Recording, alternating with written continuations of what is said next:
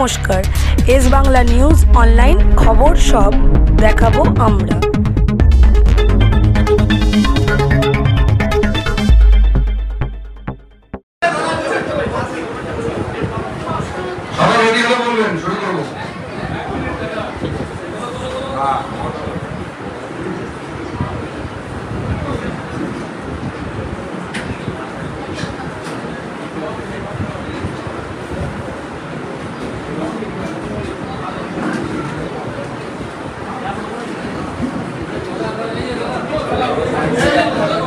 দাঁড়াবেন না, যারা বসে আছেন বসে থাকুন, আর বাইরে চলে যান। রেডি?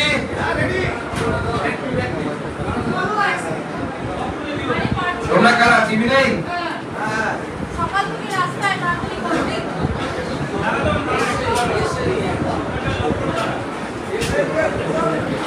এখানে এখানে একটা ইয়ে আছে না, ওয়াইফাই আছে না? হ্যাঁ, ওয়াইফাই যেটা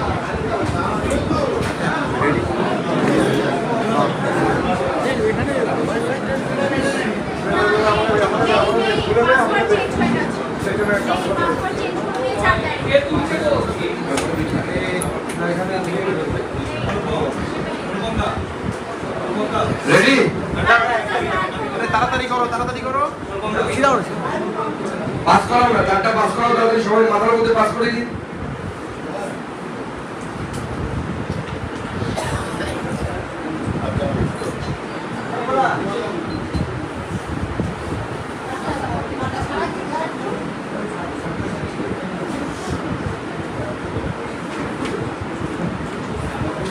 হয়েছে? রেডি?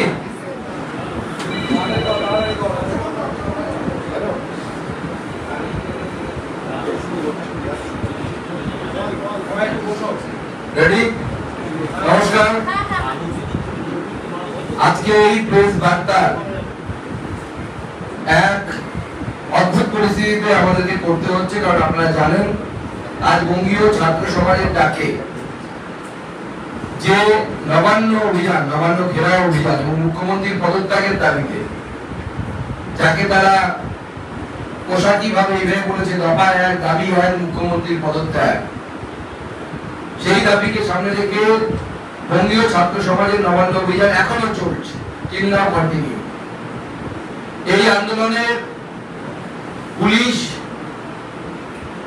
জনতার উপরে এবং ছাত্র এবং ছাত্রদের পরিবারের লোকেদের উপরে লাঠিচার্জ করেছে, কাঁদানে গ্যাস ছুড়েছে এবং বহু জায়গা থেকে আমরা এরকম খবর পাচ্ছি ছাত্রদের মাধ্যমে যে পুলিশ ড্রাঙ্কেন অবস্থায় ছিল, অর্থাৎ নেশাগ্রস্ত অবস্থায় পুলিশের যারা কর্মচারী তারা ছিলেন এবং তারা অমানসিক অত্যাচার করেছে।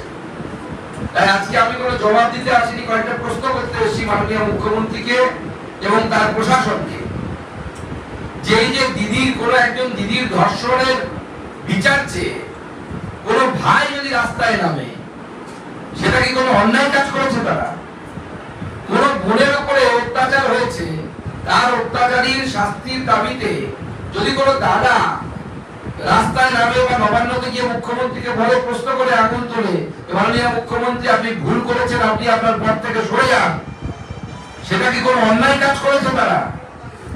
আজকে নিজের বাড়ির লক্ষ্মীদের, নিজের বাড়ির ছাত্র ছাত্রীদের নিরাপত্তার কথা চিন্তা করে অভিভাবকরা যে রাস্তায় নেমেছেন, নেমে কি তারা কোনো ভুল করেছেন?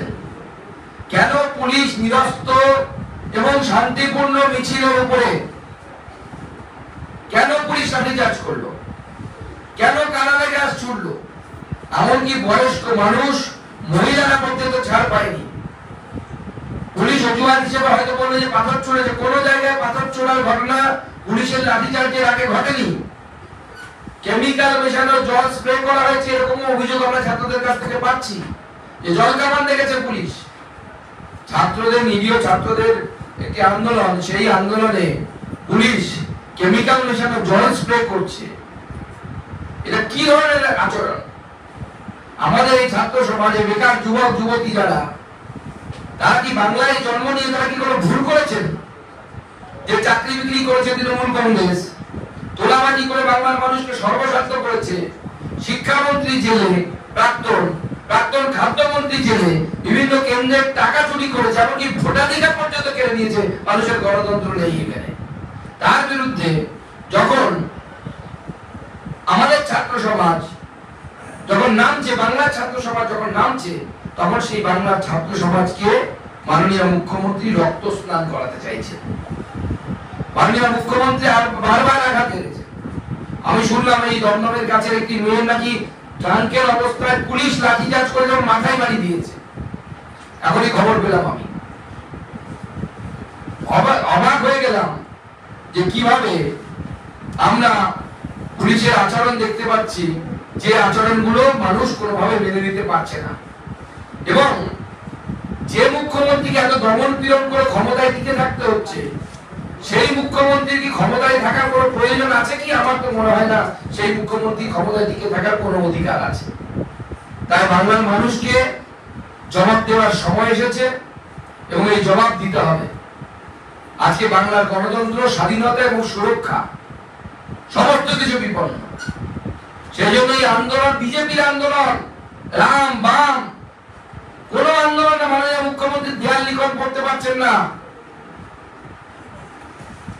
মাননীয় মুখ্যমন্ত্রী দেয়াল লিখন করতে পারছেন না। বাংলার সাধারণ মানুষের আন্দোলন। যে বাবাটি মনে করছে যে আমার বাড়ির মেয়েটি সুরক্ষিত নয়, সেই বাবার আন্দোলন। যে মা মনে করছে আমার বাড়ির মেয়েটি সুরক্ষিত নয়, আমার ছেলের ভবিষ্যৎ সুরক্ষিত নয়, চাকরি নেই, চাকরি চুরি হচ্ছে, তাদের আন্দোলন এই আন্দোলন। এই আন্দোলন জনগণের আন্দোলন। স্বৈরাচারীদের কাছ থেকে, স্বেচ্ছাচারী সরকারের কাছ থেকে বাংলাকে রক্ষা করার আন্দোলন। আজকে আমরা অবাক হয়ে যাচ্ছি পুলিশের আচরণ দেখে। এক ছাত্রের কাছে আমরা খবর পেলাম যে তার সহপাঠী একজন কিবোর্ডের কাছে সে দাঁড়িয়েছিল, তার পেটে টিয়ার গ্যাসের সেল না গুলি লেগেছে, এখন আমরা বুঝতে পারিনি। তাকে হসপিটালে নিয়ে যাওয়া হয়েছে। সেই হসপিটালে নিয়ে গেলে ডাক্তার আঘাত বলবে যে কি পরিস্থিতি তৈরি হয়েছে, আদৌ কি গুলি লেগেছে না টিয়ার গ্যাসের সেল লেগেছে। তো মানুষ কতগুলো জিনিস আজকে কিন্তু পশ্চিমবঙ্গের মানুষ কিন্তু প্রমাণ করে দিল। গত কয়েকদিন আগে তৃণমূল কংগ্রেস বলছিল রাম বামের আন্দোলন, গত পরশু থেকে বামেরা নিজেদেরকে উইথড্র করে দিলেন, বললেন এটা নাকি বিজেপির আন্দোলন, এটা নাকি আরএসএস এর আন্দোলন, অমুকের আন্দোলন, তমুকের আন্দোলন। আজকে বামপন্থীদের দ্বিধাচারিতা সবার চোখের সামনে চলে এলো এবং মানুষ যে বামপন্থীদের সাথে নেই এবং এটা যে সাধারণ মানুষের আন্দোলন, সাধারণ মানুষ বেরিয়ে সেটা প্রমাণ করে দিল যে বামপন্থীরা তৃণমূলের সাথে সেটিং রাজনীতি করতে ব্যস্ত এবং সেটিং রাজনীতি বাংলার মানুষ মেনে দেবে না। বাংলার মানুষ এই সেটিং রাজনীতির বিরোধী। এই বর্তমান পরিস্থিতিতে আমরা আমাদের আন্দোলনকে নতুন ভাবে চিন্তা ভাবনা করতে বাধ্য হয়েছি। সেই আন্দোলন বিজেপির আন্দোলন, যেটা সেই আন্দোলনকে আপনাদের সামনে যে রিভাইজড যে আমাদের এই আন্দোলন সূচি, সেই আন্দোলন সূচি আপনাদের সামনে আমি তুলে ধরতে চাই। এবং মনে রাখবেন এই আন্দোলন স্বৈরাচারকে হারানোর আন্দোলন, স্বৈরাচারীকে হারানোর আন্দোলন এবং গণতন্ত্রকে পুনঃপ্রতিষ্ঠা করার আন্দোলন। আগামীকাল থেকে আমরা ধর্ণা শুরু করব ঠিক করেছিলাম। আমরা আগামীকাল কোর্টের রায় পেয়েছি। 10:30টার সময় আমাদের মামলার শুনানি হবে। পুলিশ আমাদেরকে পারমিশন দেয়নি ধর্মতলায় ধর্ণা করার। কোর্টের পারমিশন নিয়ে হয় আগামীকাল অথবা আগামী পরশু থেকে আমরা আমাদের ধর্ণা চালু করব। ছাত্র সমাজ যেহেতু আহত হয়েছে, ছাত্র সমাজকে আইনি এবং মেডিকেল হেল্প দেওয়ার জন্য আমাদের যে আজকের যে হেল্পলাইন নাম্বার ছিল, সেই হেল্পলাইন নাম্বারকে আমরা পুনরায় চালু করছি। আজকে থেকে চালু থাকবে, এখন থেকে চালু হয়ে যাচ্ছে। যে কোনো ধরনের মেডিকেল হেল্প এবং লিগ্যাল হেল্পের জন্য ছাত্র, যে সমস্ত পরিবারের লোকেরা যারা বাইরে আছে, পুলিশ প্রচুর ছাত্রদেরকে অ্যারেস্ট করেছে, গ্রেফতার করেছে, তাদের লিগ্যাল হেল্প দেওয়ার জন্য ভারতীয় জনতা পার্টির তরফ থেকে হেল্পলাইন নাম্বার চালু করা হচ্ছে। এই হেল্পলাইন নাম্বারে পরিবার থেকে ফোন করে আপনারা আইনি সহায়তা এবং মেডিকেল সহায়তা আপনারা চাইতে পারেন। আমাদের যে মহিলা কমিশন ঘেরাও ছিল তার ডেটকে আমরা পরিবর্তন করছি, কারণ পরিবর্তিত পরিস্থিতিতে অনেকে আজকের আন্দোলনে আহত হয়েছে। আমরা আশা করছি সেই মহিলা কমিশনের আন্দোলনে আমাদের মহিলা মোর্চা নেতৃত্ব দেবে, কিন্তু সমাজের মহিলারা আসবে। আমরা সমাজকে আহ্বান করছি যে আন্দোলন বিজেপির আন্দোলন নয়, এটা সমাজের আন্দোলন। 30 তারিখে, এ মাসের 30 তারিখে আমাদের মহিলা মোর্চা নেতৃত্বে সকল মহিলারা, বিজেপির মহিলা এবং সমাজের যারা মহিলা যারা চান যে প্রতিবাদ করতে আমরা চাই, যারা হয়তো রাজনীতি করেন না, যারা হয়তো বিজেপিও করেন না, আসুন সেদিন মহিলা কমিশনে আমাদের তালা লাগা অভিযানে আপনারা অংশগ্রহণ করুন। 2রা সেপ্টেম্বর 2 সেপ্টেম্বর জেলা শাসকের অফিস ঘেরা মাননীয় মুখ্যমন্ত্রীর ইস্তফার দাবিতে এবং আজকে ছাত্রদের উপর যে অন্যায় হয়েছে সেই অন্যায়ের দাবিতে। 4 সেপ্টেম্বর আমাদের বিভিন্ন ব্লক অফিস, এটা 2 সেপ্টেম্বর ছিল, সেটাকে আমরা 4 সেপ্টেম্বর করছি। 4 সেপ্টেম্বর দিনভর ধর্ণা ব্লকে আমাদের যারা কার্যকর্তা তারা করবেন এবং সাধারণ মানুষকে আমরা সেখানে আহ্বান জানাচ্ছি। 6 সেপ্টেম্বর 6 সেপ্টেম্বর আমরা যেটা ঘোষণা করেছিলাম গত 4 তারিখে ছিল, সেটা 6 সেপ্টেম্বর প্রতিটি মণ্ডলে 12টা থেকে 2টো আমাদের চাক্কা জাম, সেই চাক্কা জাম চলবে। এবং তার সাথে সাথে আজকে যে বর্বরোচিত আক্রমণ হয়েছে, এই বর্বরোচিত আক্রমণের তীব্র নিন্দা করে এবং আমরা আহ্বান জানাচ্ছি যে রাজনৈতিক মতভেদ ভুলে সমস্ত মানুষ পথে নামুন। আগামীকাল ছাত্রদের উপর এই বর্বরোচিত আক্রমণের প্রতিবাদে 12 ঘন্টার বন্ধ, সাধারণ বন্ধ সফল করুন। আগামীকাল বিজেপির ডাকে 12 ঘন্টার সাধারণ বন্ধ সেই আহ্বান দিচ্ছি এবং এই আহ্বান শুধুমাত্র বিজেপির কর্মী সমর্থক ভোটার তাদের জন্য নয়, আমি সাধারণ মানুষের কাছে হাত জোর করে বলবো, দেখুন আজকে যে বাড়ির ছেলের সাথে যে বাড়ির মেয়ের উপরে লাঠিচার্জ হয়েছে, ভাবছেন যে পাশের বাড়ির ছেলের উপর হয়েছে, কালকে সেটা আপনার বাড়ির ছেলের উপরে হবে। আজকে যে ছেলেটি টাকা দিতে না পেরে চাকরি পায়নি, তার চাকরি বিক্রি হয়ে গেছে 15 লক্ষ টাকায় তৃণমূল নেতার দ্বারা, তৃণমূলের দালালের দ্বারা, কালকে আপনার ছেলেটি যে ছেলেটি পড়ে পড়ে বড় হচ্ছে, স্কুলে যাচ্ছে, কলেজে যাচ্ছে, কালকে তাকে সে তার সম্মুখীন হতে হবে। তাই আমরা সাধারণ মানুষকে বলছি যে আজকে আরজি কলেজ সেই বোনটি, আমার বোন, কারো হয়তো দিদি, কারো হয়তো মেয়ে, সে যেরকম অত্যাচারিত হয়েছে সেরকম কালকে আপনার বাড়ির মেয়েটি অত্যাচারিত হতে পারে। তাই এই বনকে সর্বাত্মক করুন। এই বন স্বেচ্ছাচারী এবং স্বৈরাচারী সরকারের হাত থেকে পশ্চিমবঙ্গকে রক্ষা করার পর এবং গণতন্ত্র, স্বাধীনতা এবং আমাদের সুরক্ষা, আমাদের ধর্মীয় সুরক্ষা এখানে থাকছে না, স্বাধীনতা থাকছে না, মত প্রকাশ করতে পারছে না মানুষ। আজকে করে এত বড় ঘটনা ঘটে গেছে, ভয়ে কেউ বলতে পারছে না, সাহস নেই মানুষের। এটাকে গণতন্ত্র বলে। এই গণতন্ত্র প্রতিষ্ঠার জন্য আগামীকাল 12 ঘন্টার বনকে সর্বাত্মক পথে পরিণত করুন। আমি ভারতীয় জনতা পার্টির সমস্ত কর্মীদেরকে, বিধায়ক, সাংসদ থেকে শুরু করে সমস্ত জনপ্রতিনিধিদেরকে এবং পদাধিকারীদেরকে এখান থেকে আহ্বান জানাচ্ছি যে আগামীকাল মানুষের কাছে যান, হাত জোর করে মানুষকে বলুন যে কালকের দিনটা একটু কষ্ট করুন, কালকে আপনার বাড়ির মেয়ের কথা চিন্তা করে, আপনার বাড়ির সন্তানের কথা চিন্তা করে 12 ঘন্টার সাধারণ বন্ধ সফল করুন। আমার এটুকুই বলার ছিল। সবাইকে নমস্কার, সবাইকে ধন্যবাদ। সকাল 6টা থেকে বিকেল 6টা, 12 ঘন্টার বন্ধ, সাধারণ বন্ধ, রাজ্য জুড়ে।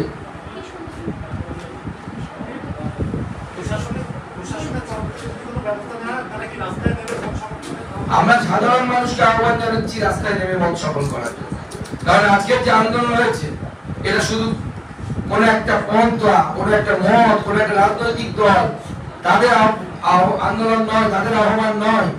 বাংলার মানুষ নেমে আন্দোলন করেছে। দেখেছেন কোন রাজনৈতিক পতাকা ছাড়া যে বিপুল পরিমাণ মানুষ রাস্তায় নেমেছে, বিপুল পরিমাণ ছাত্র সমাজ বিপুল সংখ্যায় নেমেছে।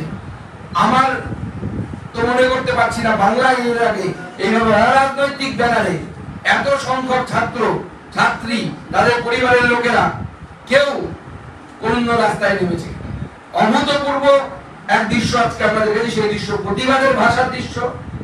মানুষ রাস্তায় নেমেছে, প্রতিবাদ করেছে এবং আগামী দিনেও প্রতিবাদ করবে। আমরা মানুষকে আহ্বান জানাচ্ছি, সাধারণ মানুষকে বলছি যে এই ছাত্রদের কথা ভেবে, যাদের উপরে লাঠি পড়েছে তাদের জন্য প্রতিবাদ করে প্রচুর আহত, গ্রেফতারি করা হয়েছে, তাদের কথা ভেবে আগামীকাল 12 ঘন্টার বন্ধ আপনারা সর্বাত্মক ভাবে সফল করুন। গোটা রাজ্য জুড়ে সকাল 6টা থেকে সন্ধ্যে 6টা পর্যন্ত সাধারণ বন্ধের আহ্বান ভারতীয় জনতা পার্টির তরফ থেকে করা হয়েছে এবং এই বন্ধকে সফল করুন। বিজেপি যৌথ সংগ্রামী মঞ্চের নাম করে সিপিএম লোক ঢুকিয়ে দিয়েছে। বিজেপি আর সিপিএম মিলে আজকে নাটকটা তারা সিপিএম তো ঘোষণা করে দিয়েছে তারা এর মধ্যে নেই। সিপিএম তো গত পরশু তো পরিষ্কার করে দিয়েছে যে আমরা এই ছাত্র আন্দোলনে নেই। তারা নাকি আরএসএস ফরএসএস কি সব গন্ধ পাচ্ছে।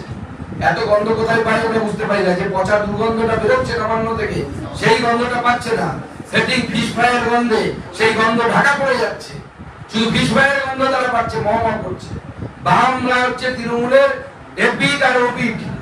তৃণমূল এবং বাম এরা হচ্ছে সেটিং রাজনীতি করে, বিজেপি সেটিং রাজনীতি করে না। আর বিজেপির আন্দোলন এটা নয়। তবে আমাদের বিরোধী দল তৃণমূল কংগ্রেস যেভাবে বিজেপি করছে, এরপরে মনে হচ্ছে আমরা বাধ্য হয়ে নবান্ন অভিযানের দাগ দেবো এবং দেখাবো যে বিজেপির নবান্ন অভিযান হলে কি হতে পারে। তখন এসব ব্যারিকেড কিচ্ছু থাকবে না। এবং আজকে যেভাবে কয়েকটা দৃশ্য দেখলাম যে পুলিশ দৌড়ে পালাচ্ছে, তখন সব পুলিশ দৌড়ে গিয়ে নবান্নে গিয়ে আশ্রয় নিবে। তাদেরকে কেউ আহ্বান জানিয়েছে, তারা গেছে। কিন্তু বিজেপির প্রমুখ নেতারা এই আন্দোলনে কেউ যায়, কিন্তু সবাইকে আহ্বান ছিল। আমরা তো বলেছিলাম ছাত্র সমাজ সব রাজনৈতিক দল অধীর চৌধুরী থেকে শুরু করে সবাইকে আহ্বান জানিয়েছিলেন। তাদের মনে হয়েছে তারা গেছেন। বিজেপির কোনো নেতা অফিসিয়ালি এটাতে পার্টিসিপেট করবে না। কালকে যখন ছাত্ররা প্রেস মিট করে তখন তারা বলেছিল যে আমরা বলছি যাতে কোনো নেতা না থাকে। কিন্তু আজকে আমাদের কাছে খবর যে জেলাগুলো থেকে ধরুন আরামবাগ থেকে মধুসূদন বাগ আপনাদের লেভেলে ও একটা লিড করে একটা ডেলিগেশনকে এনেছে। চুঁচুড়া হুগলি থেকে ছোট যারা নেতা মন্ডলে তারাও এনেছে। দেখুন আপনারা তো এই আন্দোলন দেখলেন, আপনারা দেখেছেন ব্যারিকেড ভেঙেছে আমাদের ছাত্ররা, আমাদের রাজ্যের ছাত্ররা ব্যারিকেডের উপরে উঠে জাতীয় পতাকা নিয়ে তারা আন্দোলন করছে। কোথাও দেখেছেন বিজেপির এমএলএরা ভেঙেছে? তারা কোনোখানে হয়তো এসছে সাহায্য করার জন্য। কিন্তু সব থেকে বড় কথা, বিজেপি ঘোষিত আন্দোলন নয়। বিজেপির ঘোষিত আন্দোলন হলে তার আকার আর বহর কি হবে আপনারা বুঝতে পারছেন। বিজেপি এই আন্দোলনের সাথে লিগালি এবং মেডিকেল হেল্প দেওয়ার জন্য আমরা আছি, কিন্তু সংখ্যা লোক পাঠানো এসবের মধ্যে বিজেপি কোথাও ছিল না। বঙ্গীয় ছাত্র সমাজ তাদের নিজের ক্ষমতায় তারা কাউকে আহ্বান জানিয়েছে। অনেকে হৃদয় থেকে মনে করেছে আমাদের এই আন্দোলনে সামিল হওয়া প্রয়োজন, তারা চলে গেছে। রাজ্যপালকে রাষ্ট্রপতি শাসনের জন্য সুপারিশ জানানো হয়েছে, আবেদন করা হয়েছে। কে করেছে? মাননীয় বিরোধী দলনেতা ওনাকে জানিয়েছেন। বিরোধী দলনেতার কাজের মধ্যে পড়ে এটা। আগামী দিনে রাজ্যপাল তার সিদ্ধান্ত নেবেন এবং আগামীকাল বন্ধ, এই বন্ধকে সফল করবে। কিন্তু আজকে আন্দোলনকারীদের কাউকে দেখে ছাত্র বলে মনে হলো না, সবাই মানে খুবই বয়স্ক। আপনি কালকের জন্য অপেক্ষা করুন, কালকে আপনি ছাত্র দেখতে পাবেন। মধ্যক্রমে একটা ঘটনা ঘটেছে, একজন যুবক ট্রাফিক সিগন্যাল ভেঙেছে বলে তাকে সিভিক পুলিশ মারধর করেছে। সঙ্গে সঙ্গে এলাকার লোক জড়ো হয়ে যতজন ট্রাফিক পুলিশ সিভিক পুলিশ ছিল সবাইকে উল্টো মারধর করে দিয়েছে। মনে হচ্ছে কোথাও যেন একটা ডিসওবিডিয়েন্স মানে অসহযোগ। এই প্রশাসনের উপরে মানুষের বিশ্বাস চলে গেছে। আর কিভাবে থাকবে বলুন না। এই যে মূল অভিযুক্ত যে ধরা পড়েছে সঞ্জয় যে বাইক নিয়ে ঘুরে বেড়াতো, সঞ্জয়ের বাড়িতে গিয়ে বাইক পেয়েছে সিবিআই। সেই বাইক রেজিস্টার করা আছে কলকাতা পুলিশের সিপির নামে। তারপরেও মানুষ বিশ্বাস রাখবে? রাখা উচিত এই পুলিশের উপরে। আজকে যেভাবে বেশ কয়েকজন অভিভাবক এসেছিলেন যারা আক্রান্ত হয়েছেন, আমরা টিভিতে যতটুকু দেখেছি, সেই অভিভাবকদের যেভাবে আক্রান্ত হতে দেখেছি, যেভাবে মারতে দেখেছি পুলিশকে, তারপরে আপনারা মনে করেন পুলিশের উপর মানুষের ভরসা থাকবে? বাঙালি ভালো সভ্য জাতি, শিক্ষিত জাতি বলে চুপ করে আছে, নাহলে রাস্তায় তৃণমূল নেতাদেরকে ধরে কান ধরে উদ্ঘোষ করা। সমাজত একটা প্রশ্ন, বড়বাজারে আজকে দেখলাম কামদুনির প্রতিবাদী মুখ টুম্পা কয়াল, তাকে তৃণমূল আশ্রিত দুষ্কৃতীরা মিলে হামলা করেছিল এবং পুলিশ টুম্পা কয়ালকে তুলে নিয়ে গেল। দেখুন, বহু জায়গায় তৃণমূল কংগ্রেস দুষ্কৃতীদেরকে মিছিলে ঢুকিয়েছে। আমরা হাওড়ার ক্ষেত্রে খবর পেয়েছি যে আন্দোলনকারীদের পেছন থেকে তৃণমূল কংগ্রেসের দুষ্কৃতীরা ইট পাটকেল মেরেছে এবং তাদের পোশাক আশাক থেকে চেনা যাচ্ছিল যে তারা এই ছাত্র আন্দোলনের লোক না। এবং একজন বোম নিয়ে হামলাকারীকে আন্দোলনকারীরা ধরে বোম মারছিল, যে পুলিশের হাতে তুলেও দিয়েছে, তার ভিডিও আছে, চাইলে আপনারা আমাদের কাছ থেকে নিয়ে যাবেন। সবাইকে ধন্যবাদ। বাকিটা বলেন।